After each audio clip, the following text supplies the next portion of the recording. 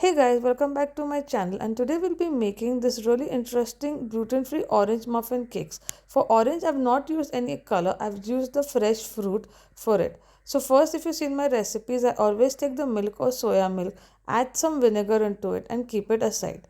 Then in a bowl, I have taken Khandsari sugar. You can use any other sugar that you like. I've added orange juice and orange zest to it. So I always mix your orange juice and orange zest with the sugar. This helps to enhance more flavor. So you don't need to add any other artificial essence to it. You get a really good fruit flavor.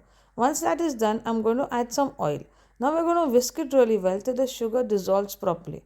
Once the sugar is dissolved and you can see it's mixed very well, what we're going to do is we're going to add a little bit of our dry ingredients. So we're going to add the oats flour and jowar flour. I've added baking powder, baking soda, and then after that I'm going to add the remaining milk. Now keep whisking it till you get a smooth batter.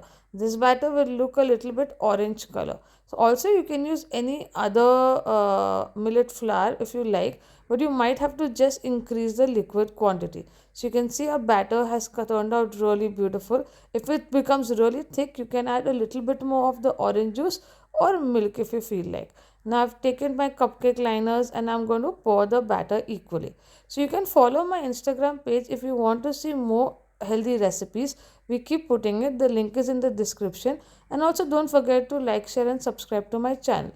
So I bake my muffins and cupcakes in 180 degrees for like 10 to 12 minutes, and you can see they turned out super soft. You can see the texture and it tasted really good, and you can see how easy it's to make. So do try this recipe and let me know if you liked it.